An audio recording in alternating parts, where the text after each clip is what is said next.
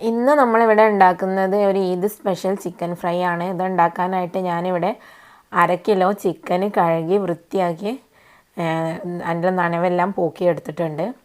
ഇനി ഇത് നമുക്കൊരു അരമണിക്കൂർ ഒന്ന് മാരിനേറ്റ് ചെയ്ത് വെക്കണം. അതിനായിട്ട് ഞാൻ ഇതിലേക്ക് 1 ടീസ്പൂൺ കുരുമുളക് പൊടി, 1/4 table spoon ginger garlic paste,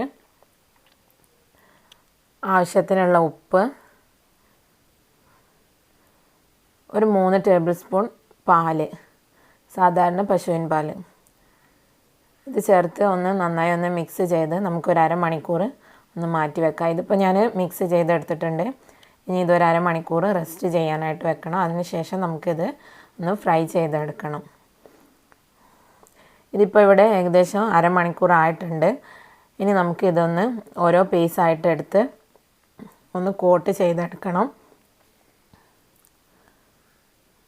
ഇത് കോട്ട് ചെയ്യാനായിട്ട് ഞാനിവിടെ കോൺഫ്ലോർ ആണ് എടുത്തിട്ടുള്ളത്.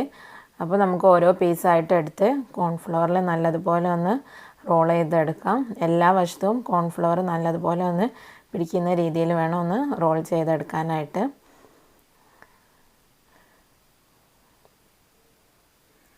ഞാനിവിടെ ഒരു പീസ് റോളാക്കി എടുത്തിട്ടുണ്ട്. ഇനി ഇതുപോലെ ബാക്കിയുള്ളത് കൂടെ റോൾ ചെയ്തിട്ട് നമുക്കതൊന്ന് ഫ്രൈ ചെയ്യണം. അപ്പോൾ ഞാനിത് മുഴുവനും ഇവിടെ റോൾ ചെയ്തെടുത്തിട്ടുണ്ട്. ഇനി നമുക്കിതൊന്ന് ഡീപ്പ് ഫ്രൈ ചെയ്തെടുക്കാം.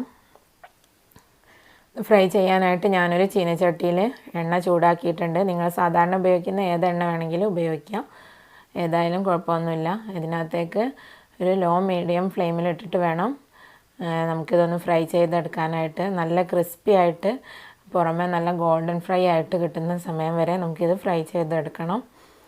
അപ്പോൾ ഒരു വശം റെഡി ആയിട്ട് വരുന്ന സമയത്ത് ജസ്റ്റ് ഫ്രൈ ആയിട്ട് വരുന്ന സമയത്ത് മറിച്ച് കൊടുക്കാം. അതിനുശേഷം മറുവശം നല്ലതുപോലെ ഫ്രൈ ആയതിന് ശേഷം ഒന്നുകൂടെ മറിച്ചിട്ട് ഫ്രൈ ചെയ്തിട്ട് എടുക്കാം. നല്ലൊരു ഗോൾഡൻ കളറായി വരുന്നത് വരെ വേണം ഇതൊന്ന് ഫ്രൈ ചെയ്യാനായിട്ട്. കുറച്ച് സമയം എടുക്കും ഇത് ഫ്രൈ ആയിട്ട് വരാൻ വേണ്ടിയിട്ട്. അപ്പോൾ അത് ക്ഷമയോടെ ചെയ്തിട്ട് നമുക്ക് ഫ്രൈ ആക്കി എടുക്കാം. ഇപ്പോൾ ഇവിടെ ഇത് റെഡി ആയിട്ടുണ്ട്. നമുക്കിത് ഒരു പാത്രത്തിലേക്ക് മാറ്റാം. ബാക്കിയുള്ളത് ഇതുപോലെ തന്നെ ഫ്രൈ ചെയ്തെടുക്കണം.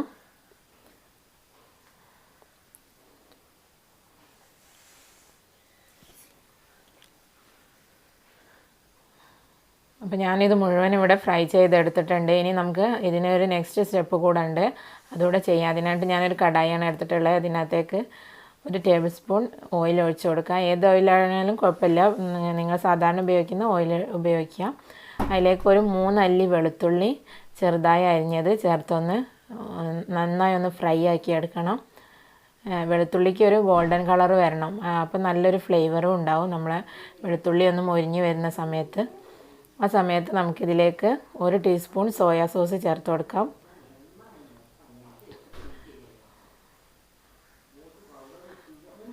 ഇനി ഇതിലേക്ക് ഒരു 1.5 ടേബിൾ സ്പൂൺ ടൊമാറ്റോ കെച്ചപ്പ് ചേർത്ത് കൊടുക്കാം. കെച്ചപ്പിന് പകരം സോസ് ആയാലും മതി. ഞാനിപ്പോൾ ഇവിടെ ഹോം മെയ്ഡ് ആയിട്ടുള്ള കെച്ചപ്പാണ് ചേർത്തിട്ടുള്ളത്. ഇതിൻ്റെ വീഡിയോ ഞാൻ മുൻപ് ഇട്ടിട്ടുണ്ടായിരുന്നു, കണ്ടിട്ടില്ലാത്തവർ അതൊന്ന് ചെക്ക് ചെയ്യാം. ഇനി ഇത് 1 മിനിറ്റ് സമയം ഇതിനെ ഈ എണ്ണയിൽ കിടന്നൊന്ന് ഫ്രൈ ആകാൻ വേണ്ടിയിട്ട് വെക്കാം. അതിനുശേഷം ഇതിലേക്ക് നമുക്ക് ഒരു 2 ടീസ്പൂൺ വിനാഗിരി ചേർത്ത് കൊടുക്കാം.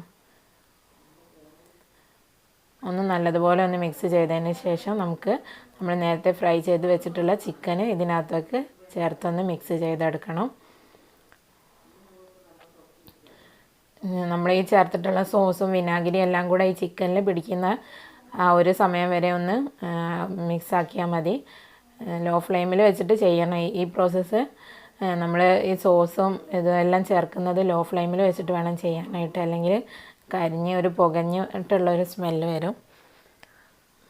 അപ്പോൾ നമ്മൾ ചിക്കൻ ഇവിടെ റെഡി ആയിട്ടുണ്ട്. നമുക്കിതൊരു സെർവിങ് ബൗളിലേക്ക് മാറ്റാം.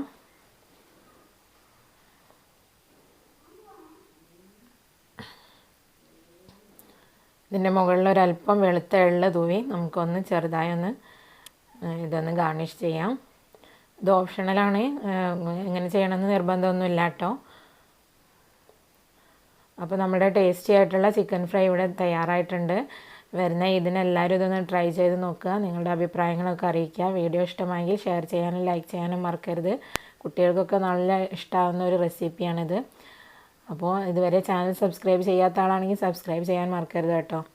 ഇൻഷാ അല്ലാഹ് നല്ലൊരു വീഡിയോയുമായിട്ട് നെക്സ്റ്റ് എപ്പിസോഡിൽ കാണാം. Thank you for watching.